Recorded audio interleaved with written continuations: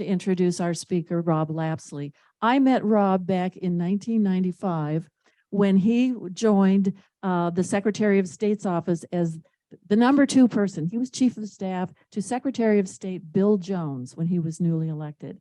And I was writing a newsletter and I got to interview Bill Jones and meet Rob and all the wonderful folks in that administration. It was truly a great administration in the Secretary of State's office. But Rob was named president of the California Business Roundtable in 2011. And as president, he leads an organization comprised of senior executive leadership of major California employers representing all sectors of California's economy and a combined workforce of more than 1 million employees. The Business Roundtable's mission is to strengthen California's economy and grow jobs while ensuring an educated workforce prepared for the next generation of jobs. Major policy priorities include efforts to address California's economic recovery, homeless crisis, rising energy costs, education reform, and the regulatory environment's impact on the ability of California businesses to compete both nationally and internationally. So it's my pleasure to introduce Rob Lapsley. And good afternoon, everybody. Friday afternoon. So truly appreciate the opportunity to be here with you today. Thank you for Deborah, such a gracious introduction. You know, Deborah talked about how far back we go, but let's talk a little bit about you for just a quick second. So when we came into the Secretary of State's office, my boss, again, former Secretary of State Bill Jones, I just saw him yesterday, Deborah. We were up here for a actual memoriam, so he said to say hello. And, you know, obviously you don't train for those jobs. You work in public policy, but you work on issues. But when you assume a constitutional office like that, there are a lot of different things to learn. And it actually is one of the most exciting things in this process that we have. And when we first started that, we got the opportunity to meet with Deborah, and there wasn't anybody who was a more fair, nonpartisan, knowledgeable person. She had her newsletter, but was solely dedicated to the improving our elections process and continued to see positive reforms for all Californians for access and for voting. And so we have been friends with her ever since because she truly epitomized, you know, the kind of people that we have in this process. And then she went on herself.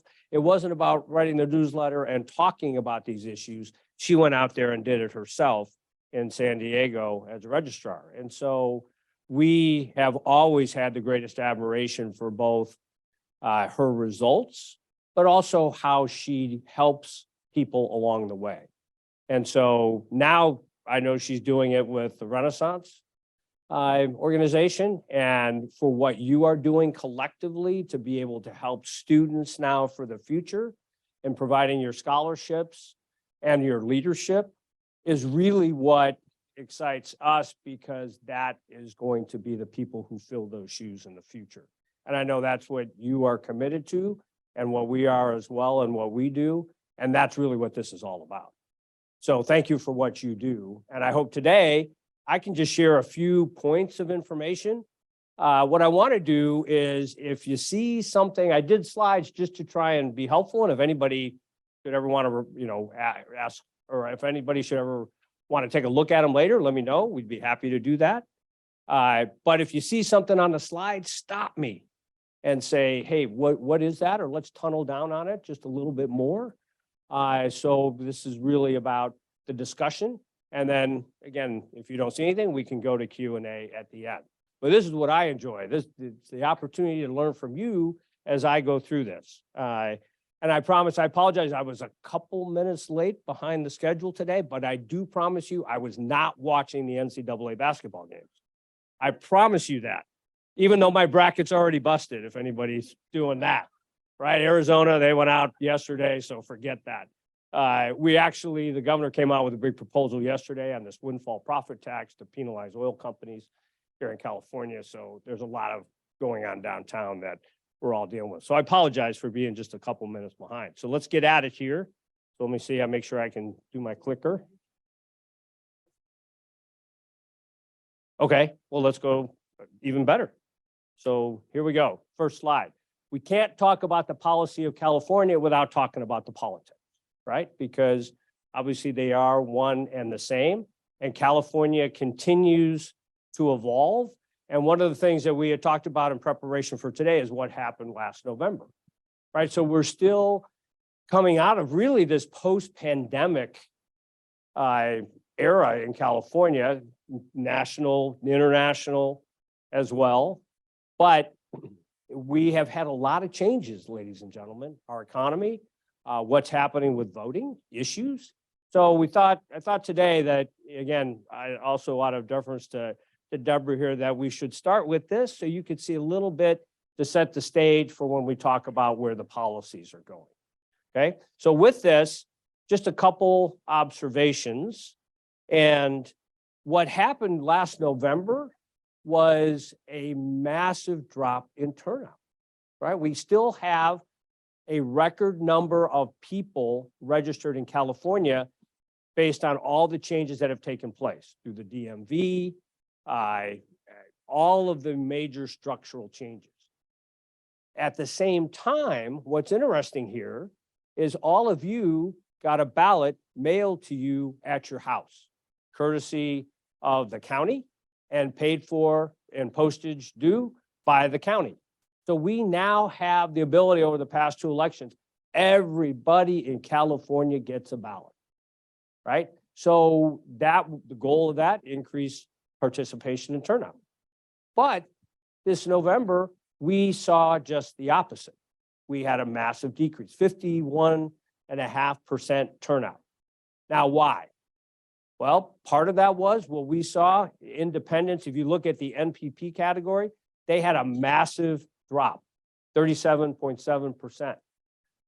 Not a lot of interest in participating. If you look at California, the year before, we had a statewide recall of the governor. We believe that effectively functioned as the gubernatorial contest, because once he was reelected, the interest in the participation in the elections dropped off precipitously. And we were doing research on all this.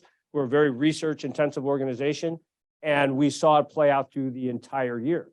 Now, we also believe, and why it's important to note this, is that it's going to dramatically change for 2024. So we believe we're going to see at a presidential election cycle with, again, everybody getting a ballot, probably a record turnout that year. We expect at least an 85% participation from the voters on California. And if we don't get that, then we have even more serious issues that have to be analyzed to determine why people wouldn't want their voice to be heard. But it impacts our issues every single day. You go to the next slide. So here, right now, right, we have all statewide elected offices represented by the Democrats, both U.S. senators. We're coming up on looks like a U.S. Senate race next year as well for Senator Dianne Feinstein's seat. We have in the state Senate, 80% control by the Democrats. So again, there's how these things play out in real time based on who's voting. Yes, we have a more progressive state, but after the redistricting, this is what you are going to see for essentially the next decade. Maybe Republicans pick up a seat here or there, so they go to 9, maybe 10, probably not, frankly. Maybe they lose a couple seats, so they go to 6. So they're in this margin, and the Democrats pick up the rest. Literally, that's the way this is going to go based on how the redistricting went. Same thing in the Assembly, 77%. So, and what's important about both of these, it's a 2/3 margin, so they can pass, any kind of major legislation, including taxes, with a 2/3 vote margin. And then there's only one other Republican on the State Board of Equalization. So the Republicans are at their lowest ebb. And why that's important, again, is that when you look at one-party states, it's not the healthiest environment on a public policy basis. Competition between the parties on ideas and legislation is a good thing. And when you see that, you see that there's the opportunity for some balance and compromise on some of these things. And what we see right now is that there's very clear influences. Labor unions dominate the legislature right now. The labor union agenda dominates the legislature right now. So as we deal with this from a statewide business community standpoint, it's an uphill battle because as we go through some of these policies, there is not much balance to try and look at if we want to prioritize certain things like healthcare, then how do you pay for it? And the question always is, how do you pay for it? So go to the next slide. So also what played out in 2022, right? We had statewide propositions. They're also a big part of our elections process. You see that a lot of the big gaming measures failed. That's a good thing. Those things were crazy to start with. We supported the Prop 28 arts and music education. That's a dedication of some of the education budget specifically for those purposes, because there's a lot of flexibility in where that money goes for education. And we wanted to make sure that the arts and education or in music really goes. And what's interesting about the arts is you as an, participating in the education community and all your other different facets in what you do is that really is now a key workforce issue. So some of my colleagues we had to kind of explain it to them. But when you look at, right, all of our digital world, the arts component of our world now moving forward is really key. And so we see, without that kind of education early on, it's hard to get that pipeline built so that when we look to the future, we're going to have some of our future students interested in some of these issues. So we thought that was important. But the big issue was the Prop 30 issue, and that was another tax on high income earners in California to fund EV infrastructure. There's billions of dollars going into that now. The governor came out against this, and it actually failed, at a fairly significant rate, almost 58%. That was a big deal because everyone thought that was going to pass. Another tax on wealthy people, but it was sponsored by Lyft. They were trying to essentially do this for their own purposes, and the governor punched through that and delivered the right message, and so that failed. Go to the next slide. Okay, so where are we? Let's start talking about the economy. So can you bring it up? Just there we go. Okay. So on the economy, we're still recovering from obviously COVID. California is not growing jobs. We're still replacing jobs. We are still replacing the jobs we lost during the pandemic. Well over 1 million jobs. So a lot of other states recovered those jobs. You hear a lot about Texas and Florida, but there's a reason for that. They recovered those jobs early, and now they're growing jobs past that.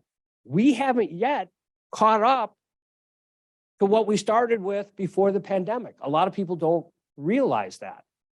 In addition, the workforce within those jobs are changing, and we're going to talk about that. So our unemployment rate is about 3.4%, so that's good. At the same time, we have a lot of jobs left unfilled because the workforce is still in flux. We saw a lot of people change jobs, one sector to the other. We saw a lot of people drop out of the workforce, even though they were healthy. And so we are still in this flux of trying to see how we get them back. Now, in the last probably 2 months, we've seen a little bit more activity. It's starting to pick up, but it is still a challenge for a lot of California employers. The bigger companies are having a very difficult time attracting talent. So on the job creation side for us, we also have now a two-tiered economy coming. It started in 2008-9 with what happened with that recession, and it's only essentially exacerbated in what we grow high-wage jobs and we grow low-wage jobs, and our middle-class jobs are now getting dramatically squeezed. And that's why if you see talk in the media about people leaving California, and we lost over 500,000 people in California last year. That is why. The squeeze on the middle class, primarily because of housing and taxes, is real. The costs keep going up. We're going to talk about that. But if you cannot afford to be here, commute here, have a house here, provide for your kids here, we now have a real challenge in front of us. High end, they're fine. Silicon Valley grows 45% of the jobs in this state. They continue to. Now they're starting to hit some rough patches, right? Silicon Valley Bank in the news this week.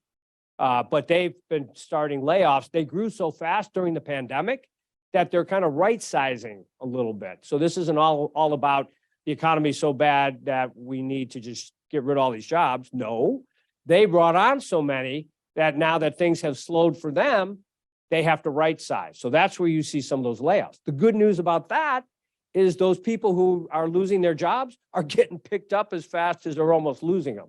Because again, that is the highest demand on skills is the tech sector. And it's whether it doesn't mean they're not getting picked up here, they're getting picked up anywhere around the country because the demand is so strong. So that's all good news. We don't want to see them unemployed. We want to, no one wants to lose their job, but there is going to continue to be adjustments in that sector as we see moving on throughout this whole year. This year is going to be kind of an uncertain year, right? No one predicted a bank failure for Silicon Valley Bank. There's obviously good reasons for it. It's rippling out to a couple others now, but a lot of the other banks are just fine. The big banks are certainly fine. So again, there's a lot of uncertainty, a lot of maybe inconsistency on some things. You're going to see it play out. But the question is, what are the fundamentals? And is there a massive potential, a catalyst that's going to create a recession? Nobody has a crystal ball, but we are still in the belief that the fundamentals are good. They're softening. And again, I'll go through a couple of those data points, but they're still positive. But again, nobody has a crystal ball. So then the real issue moving forward is affordability. And that's what we're focused on at the roundtable, in particular with my members and all of the other business sectors. Because if we cannot afford for our workers to live here, what are we going to do? And there are very clear policy impacts as to why, but the greatest challenge facing us is cost of living and affordability. And it's something that the governor knows, but he's going to have to really buckle down and do something about it. We're still playing around on what we call the margins on a lot of these policies. We've got to get housing costs down for starters. And it's not about rent control, it's about supply. We typically have built over 200,000 housing units in California. We are building less than 80. And that's throughout the whole state. So supply and demand is critical right now. And it's playing out everywhere. And the governor's working on it, to his credit. He is working on it. But there's some big, bold moves that have to be done that I don't think are going to be done because they involve changing CEQA in a positive way, not on litigation timelines and different things, not on environmental standards, but that could speed these things up. Everything to build housing in California that will provide us the supply to reduce the cost is hung up on litigation. It's unbelievable.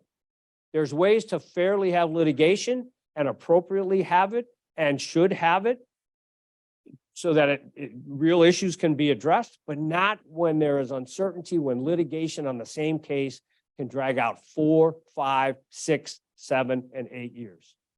It just, no other state has that. It just doesn't work. So that's the piece he has to address. He's talking about it. And we hope, and we give him credit that piece will play itself out this year to do it. The last two things, the fastest growing sectors over the past 2 to 3 years, not a surprise in California, in jobs, healthcare. Anybody want to guess what it is now? Guesses? We wish it was manufacturing. They're losing the most jobs. Anybody else? Not yet, but it's coming. Good. Both of those are good. Anybody else?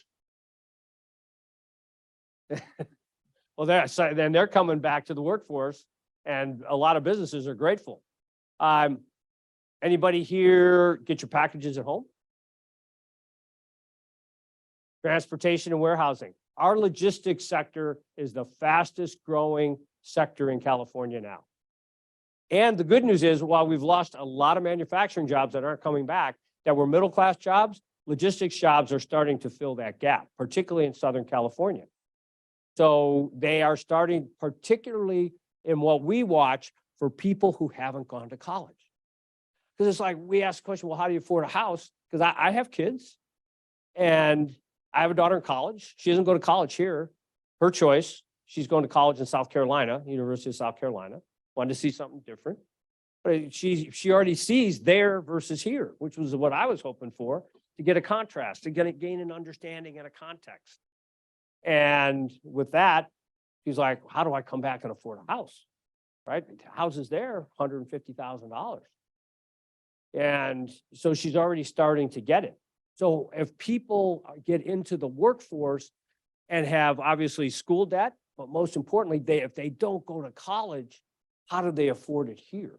And logistics is starting to fill that gap, especially UPS. UPS, I have to plug because they're a big member of mine, but they have the highest paying jobs in the sector, $150,000 for a driver, right? $150,000. So when that truck pulls up in front of your house, they are providing for their family. Now, we pay for that, but that's okay, right? That's the way it works. They can provide for their family, and they can afford to live here. And the other companies are catching up. Amazon's catching up, FedEx, a little behind, they're catching up. So that's a big part of what we're looking at. Next slide. I'm going to go a little quicker. So again, we talked about this, where we are pre-pandemic, post-pandemic. I put this slide in here just in case anybody later wants to take a look at it. Go to the next slide. So again, job gains is from February of 22. We have 96,700. Texas was 48,600, Florida at 30,000. So that sounds really good, but you have to put it into context. So that's why I just wanted to show you this, because when you look at it in context, even though California is much bigger still than Texas, they're outpacing us in what we talked about now in real jobs being grown within their state, while we remain stagnant. So all this, I didn't make these numbers up. I put them on here. If you look at it, U.S. Bureau of Labor Statistics. So we always refer back to exactly the data source. What we're trying to do is provide a context and we provide this information to the legislators. We actually have a website where we take all the economic data, including the jobs gained and lost. We were able to break it down to their individual assembly, Senate, and congressional districts.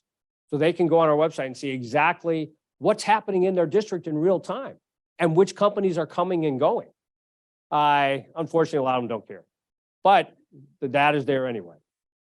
So on this one, again, job creation, I wanted to just point this out to you. So if you look at where we are, this is our high wage, low wage sector. Our middle class wages in jobs, and you went from 41.3% in 1990. So that middle class wage was 41% of the economy in 1990. It's now 29.3. Okay, so this is, again, this comes from multiple data sources. Our growth in low wage jobs, now we went from 23.2 to 32.5, and it continues to increase quickly. So that's the high wage job growth, low wage, but the middle class is being squeezed. Next slide. So the key right now is, as you saw, it was very difficult for a lot of sectors. Restaurants, for example, I assume see it when pandemic first started to lift. It's been very difficult to get people back in all of the different service sector jobs. It's starting to ease, but obviously you see a different cost to that, right? So all of the prices are up, the labor costs are way up, you pay differently than what you used to. And yet, and even within that, people are still moving from sector to sector. So that's where a lot of the uncertainty comes from. But we are starting to grow those back. And that's critical because of entertainment. It's critical because tourism is such a key part of California's economy. So they're finally starting to be able to get a more stable labor force back. And most importantly, you know, once you have a stable labor force, then you ask the big question, can we grow jobs? Can we grow our business? Can we take the steps necessary because we have the confidence in what we're doing with our current business and labor and staff to be able to take the next steps and grow jobs? Because that's what it's all about. We have to be able to grow jobs in California. If we don't do that, we all know what's going to happen. So next slide. So I put this in because we also track affordability. Again, I'm talking about cost of living and affordability being the keys. And for Sacramento County, we have, again, put together a variety of different data in what we do. And when you put together food, transportation costs, housing costs, energy costs, and healthcare costs, 74% of Sacramento County residents or Sacramento County residents spend 74% of their income on those 5 things. That's the reality of things today in California, 74%. If you're a renter, you're spending 77%. And then to show you, we break it down in where each county ranks and what they do. But we're trying to, again, show to legislators and policymakers exactly where California is and what they represent and where these things are going. They just continue to go up. Ladies and gentlemen, again, we're talking about 5 categories. Think about it if you also, on top of that, have to pay for daycare. Because that's also now another big issue in front of us, and those costs. So again, you look at, we could go through a lot of categories, but that is where we are today. Go to the next one. So in California, you know, what we deal with, there is within policymakers a majority of, you know, anti-business sentiment. The businesses don't pay enough. They don't pay their fair share. And there's just a lack of understanding of how a business works among a lot of policymakers. I don't fault them for that, because if they don't come from a business, we're not expecting that. But the difference in what you see downtown at the Capitol is, do they care? Do they care to learn? Do they learn? Is there an interest in balance? Our unemployment insurance system, we're $20 billion in the red from the pandemic. California and Texas are the only 2 states that haven't paid off their debt. The federal government gave us money to pay off the debt for our unemployment insurance costs during the pandemic. They gave us the money, passed a bill in Congress, said, you can use the money we give you to pay off your debt. California hasn't paid off $1. They've used that money for other things. New York's been basically the same way, but better. They have used some of that. So our employers now have to pay off $20 billion of that cost. And how they do that for the employment insurance system is their rates go up from what they have to pay. And now they're about to go up starting this year significantly, because they pay per employee. And think about this. What happens if we do have a recession? We're 20 billion in the red. Those are employer provided employee benefits, which are critically important to all of us. Right? This is keeping people alive if they lose their jobs. We have to have a robust system. And instead, we have one in the red, and hopefully, we don't have a significant downturn, because if we do, and the unemployment filings start going up, then what? We're going to have to borrow more money, and then the system only gets worse. By not paying off that debt, or at least half of that debt, the governor has put the system into, frankly, a big risk. So we're working through that now. Second thing, California now, with our climate change policies, is literally transforming our economy through energy policy. So let's think about that for a second, because everything that's happening now and what we're doing is around energy. And as part of that is the impact on affordability, because we have dramatically increased our energy rates. What you pay at home, your electricity, how many here have PG&E? Anybody? So the gas bills, but what about the electric bills? Who has SMUD? I have SMUD. Thank God I have SMUD, right? Because SMUD is way better than PG&E, right? But the most recent example was was gas. Why on gas?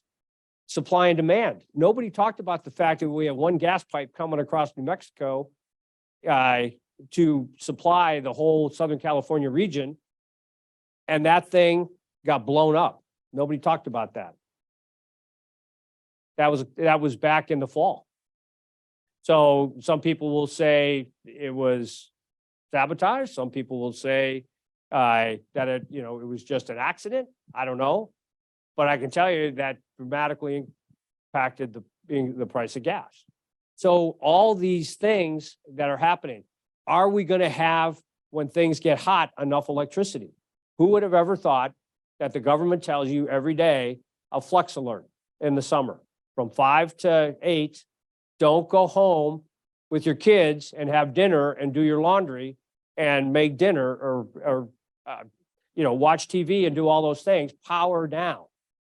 Now, there's a reason for that, right? Because we're powering off solar back to regular energy sources. But really, I mean, that's where we are from a planning perspective for our economy and individual Californians. We have got to ensure that we can do better, that we can't go too far, too fast, because look at the cost. And that's what all these policies now boil down to. How fast, how far, how much?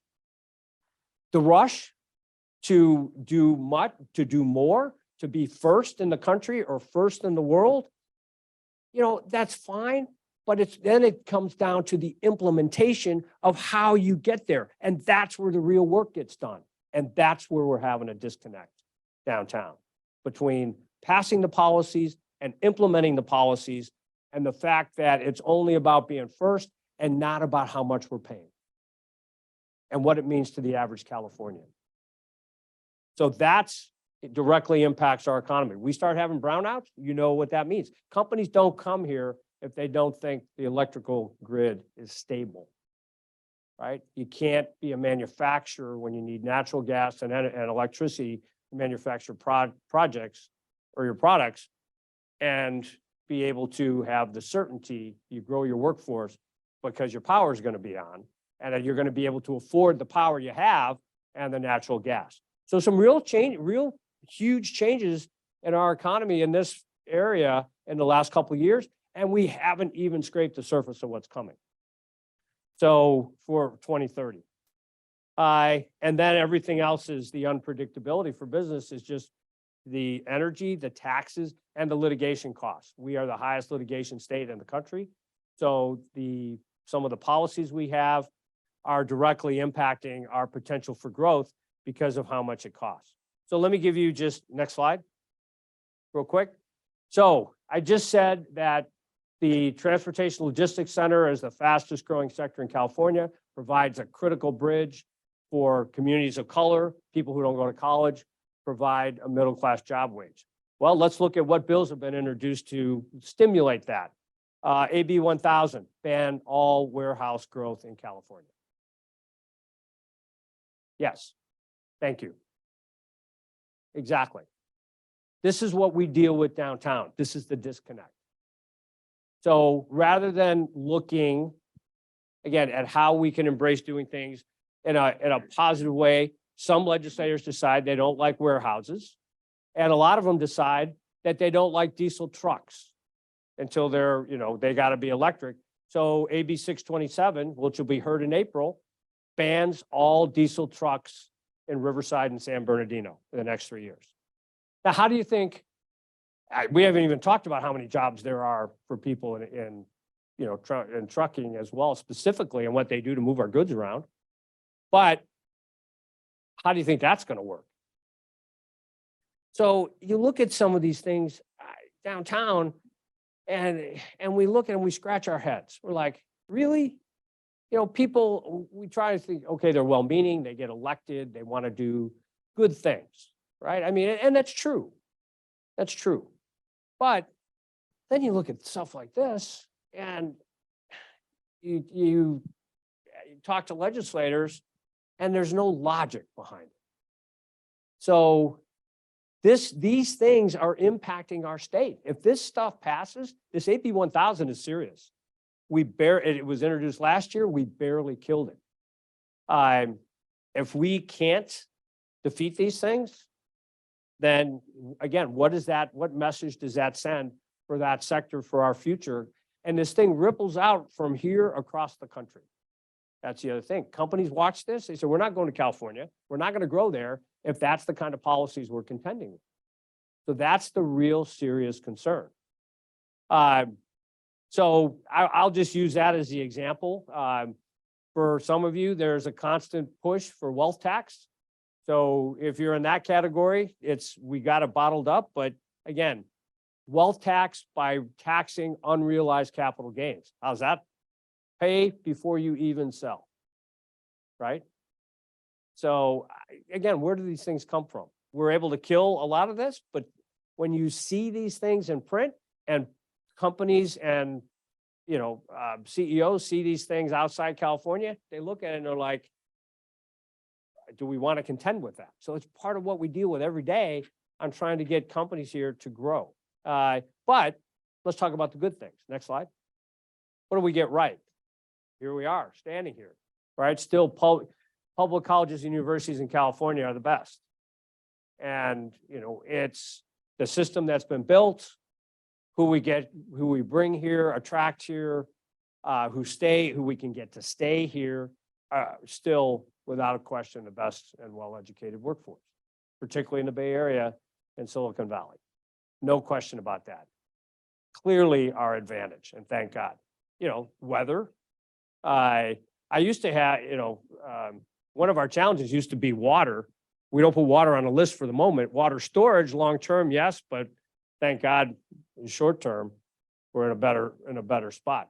But we still do have the greatest state for investment and innovation, no question.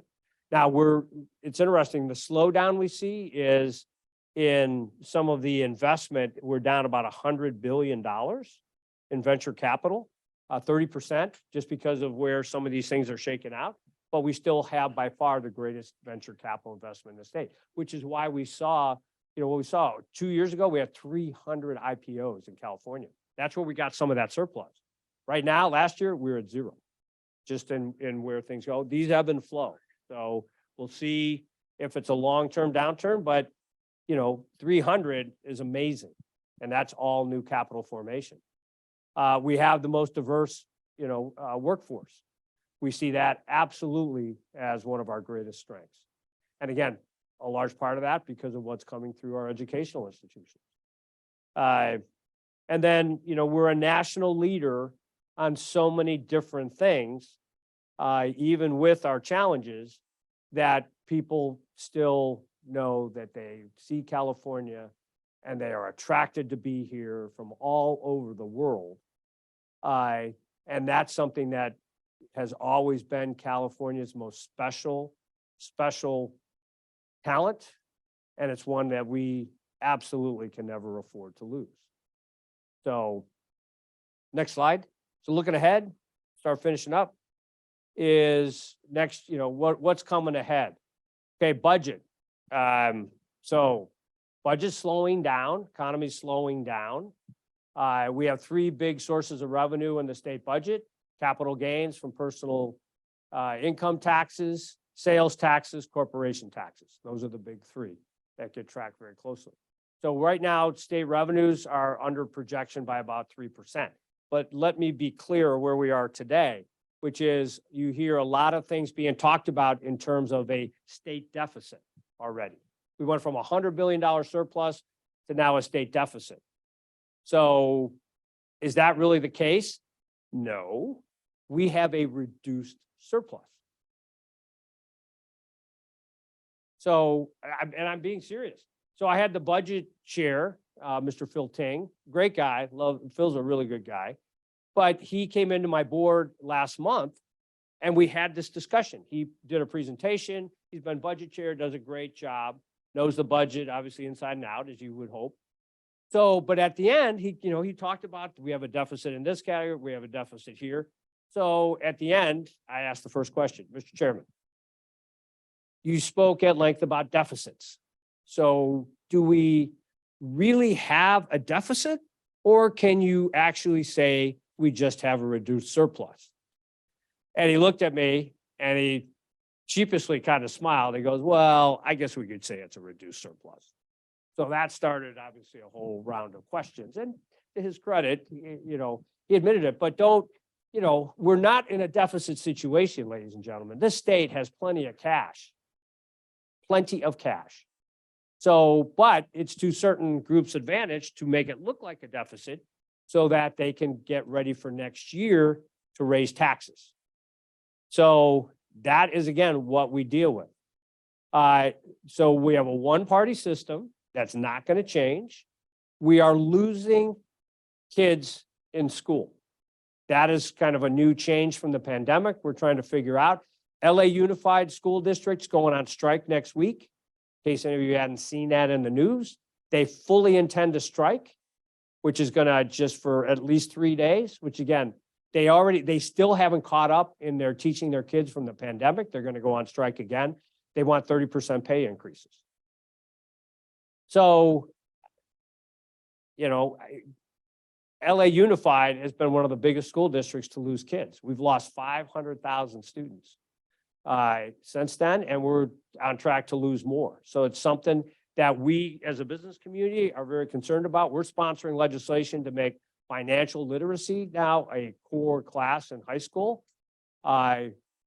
so that we clearly define and catch up to some of these other states who are doing that. So whether you go to college or not, you understand how to become a good economic citizen, whether it's, starting with your checking accounts, whether it's to your mortgages, et cetera, because we have to get that early.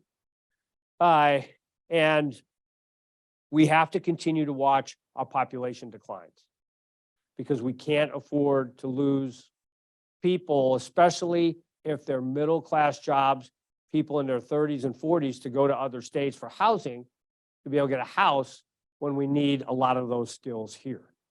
So that's another trend we're watching closely. And then, again, we talked about the recession, but the energy prices, and then the last thing is what's going to happen for next year. So in the election. So just to finish, show you the last thing. If you go to the next slide, final slide. Final slide, finally. So next year, it's going to be actually a big year on the ballot for all of you to make decisions. So what's already qualified, there's going to be a big battle on deciding whether or not where we still allow pumping of oil in this state. That's what's called the oil setbacks. There's going to be a large minimum wage increase, although this thing actually has already been, it's going to $20, but frankly, most companies are already surpassing $20. So that thing's kind of out of date to me.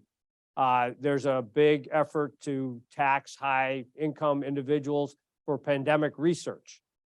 There's a referendum on what's called the Fast Food Council. Labor got passed a bill that is going to allow them to set wages in all the fast food restaurants.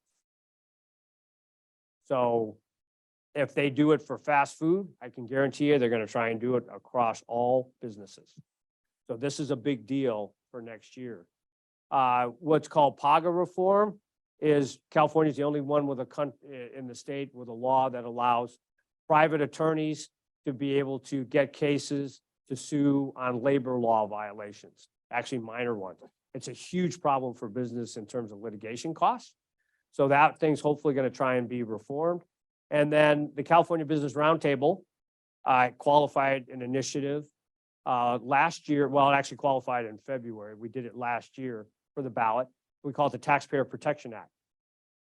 Any tax passed by the legislature has to go before a vote of the people, so that every citizen in California has the right to vote on all future taxes. So we want the people of California to make and decide. Taxes are going to pass. We just want to make sure people have the opportunity to weigh in directly, and it's at both the state and local level. So for some reason, a lot of people don't like that. Or a lot of groups downtown don't like that. We're tracking, there's going to be potentially a wealth tax on the ballot. Like we talked about, a big measure on rent control is out there qualifying now. There could be a $14 billion property tax. Hopefully a school bond, which we need. There may be the affordable housing bond. And then an environmental resources bond for more mitigation measures. And let me finish with one last thing. So the governor yesterday came out with a proposal on homelessness, because homelessness I've saved for last, which obviously is the biggest focus, I think, for all of us because of where all this is going. And it's for the business community now the issue as well in wanting to be a catalyst for positive change, because everybody sat back and let the politicians do it, and it's not happening. So governor came out yesterday with a proposal for like 12,000 little tiny homes, start getting the National Guard, get them out to different communities and start doing that. Okay. I would make the argument, why didn't we do that 4 or 5 years ago? But last fact. Over the last 3 years, the state has spent about $17 billion on homelessness. 17 billion with the local communities. We've supported a lot of that money, by the way, because we were hoping to see progress. Any of you see progress? Anybody know where that money went? Therein lies one of your challenges for the future. Because that issue, and there's other issues like it, you should ask, where's the money going? Because it's not going where you think it's going. With that, be happy to answer any questions. I hope did I go too long already? I was watching time. You have a nice clock up there. So, and Mr. Shelton wouldn't let me go anyway. Past a minute.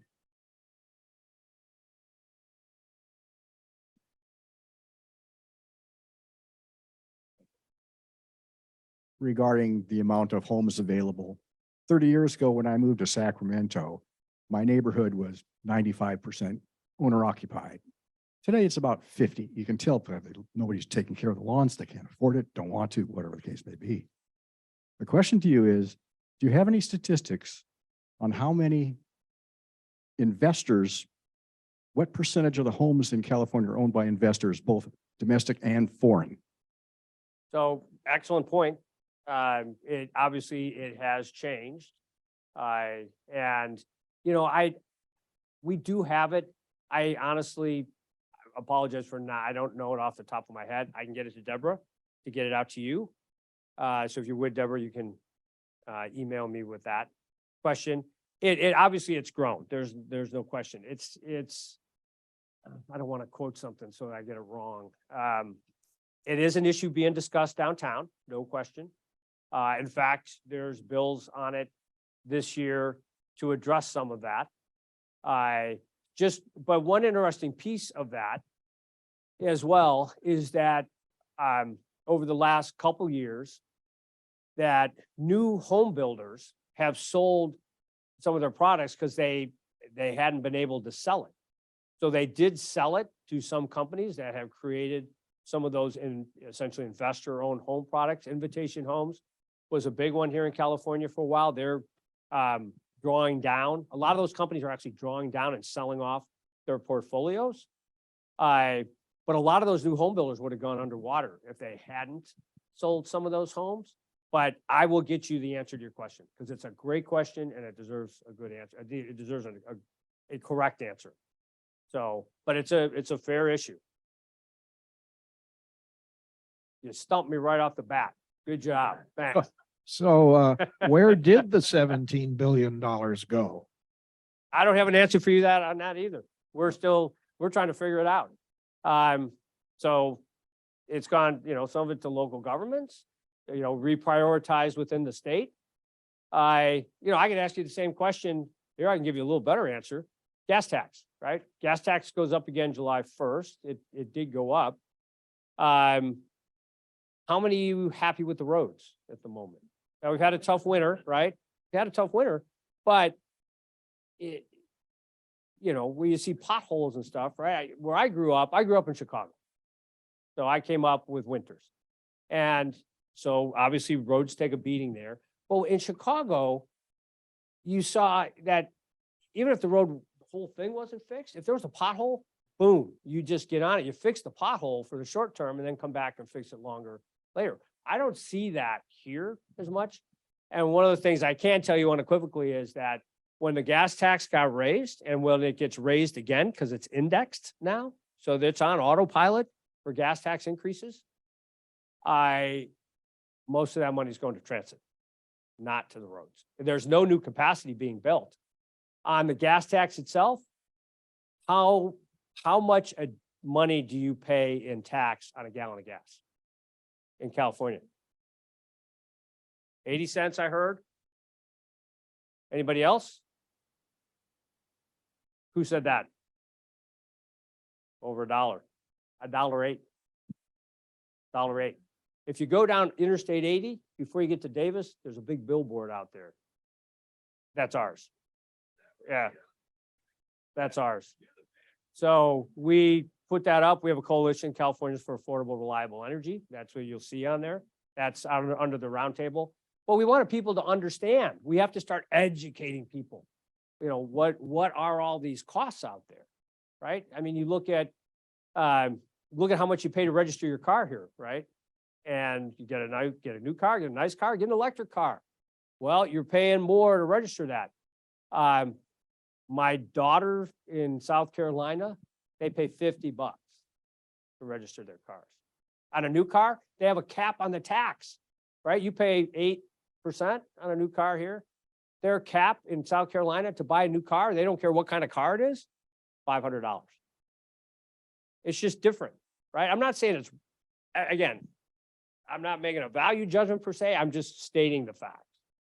So, but these kind of questions need to get asked. And again, when you have a one-party state, how many of you know the FBI has been in the Capitol for the last 2 weeks doing an investigation?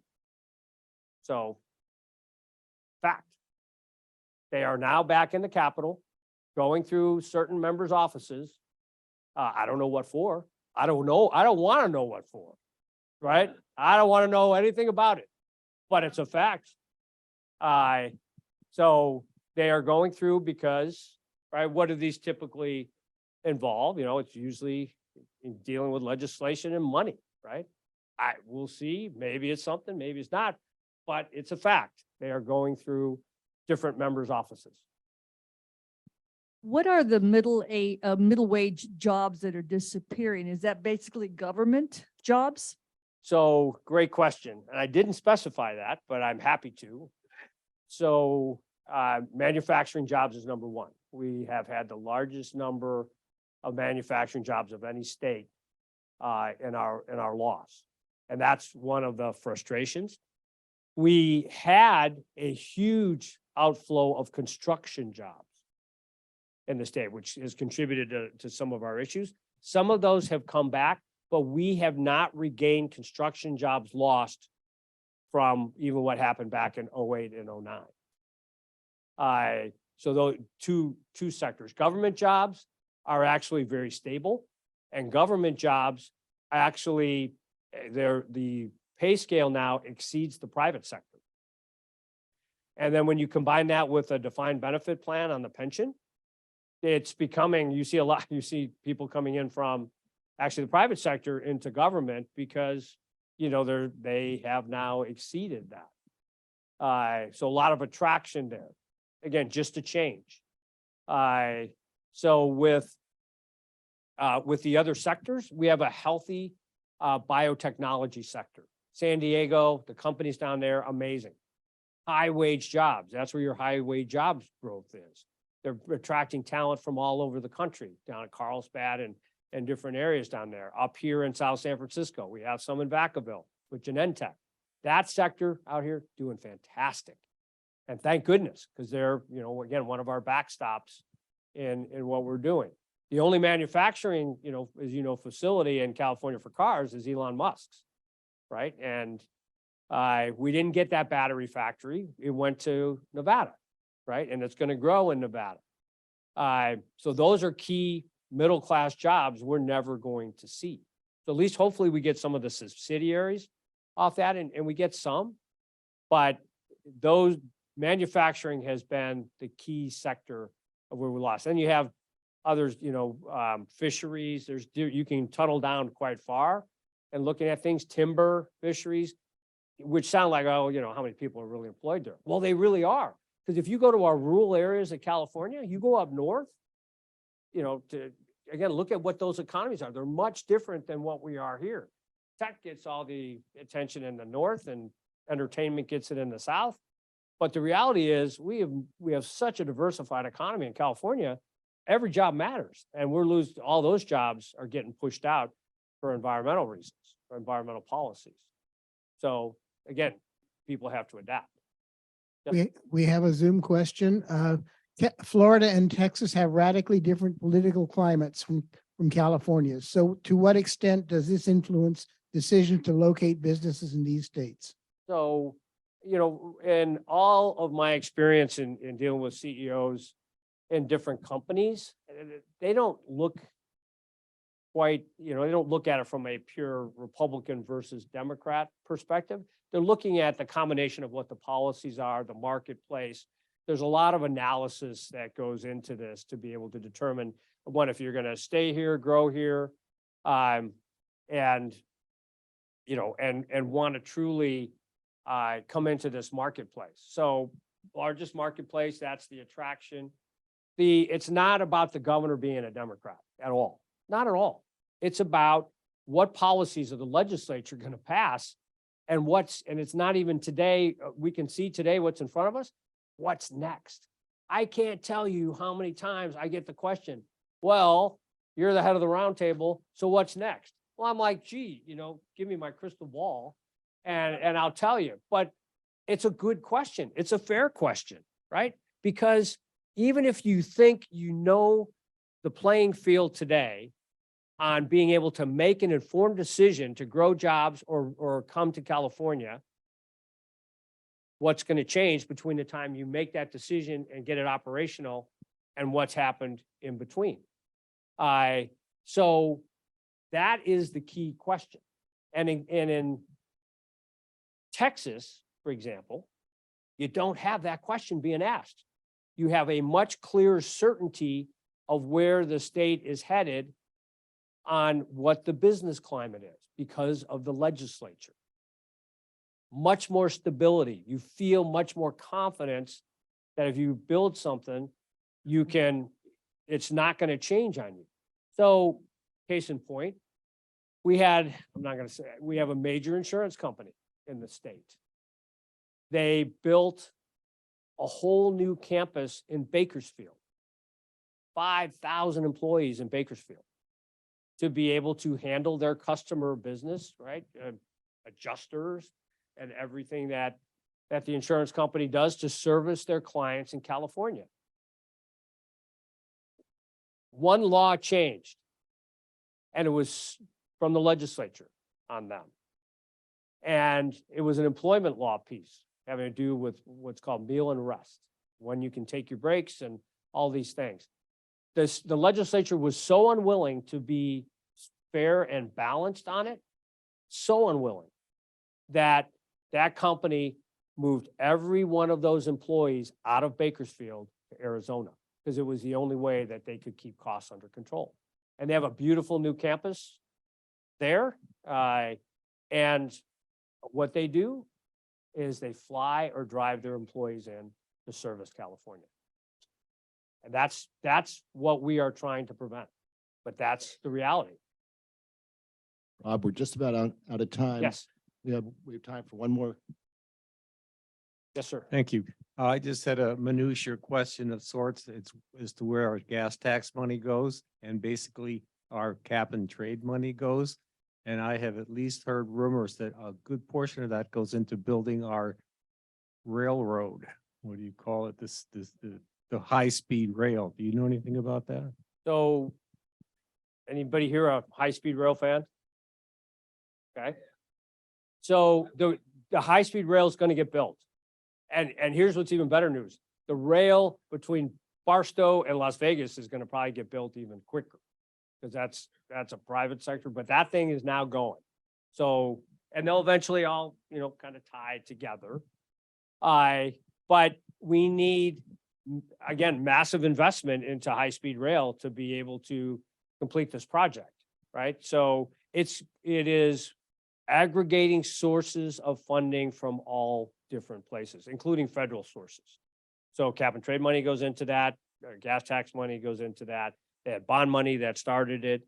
They're trying to figure out what the next tranche of funding is going to be because the costs are going up significantly. They had major challenges in front of them when they got started because they could not get people to sell that land to be able to get the tracks laid quicker. They've had massive problems, which I know the head of the high-speed rail, and I just can't imagine, it's been year after year and trying to get through this, but they're getting through it, but obviously at a much slower pace than what's been envisioned. So I assume this thing's going to get built, but it's going to continue to have to take money from all different pieces. And then I actually expect they're probably have to go out for another bond issuance on it, or the federal government's going to have to step in and really provide a massive infusion to get it built. So. Rob, this was really fantastic, and we could probably keep you here all No, thank afternoon, you. honestly. Friday, That you was go ahead. great. That was just wonderful. Thank you. Thank you for having me. Well, Appreciate it. Thank you for what you do as an organization for the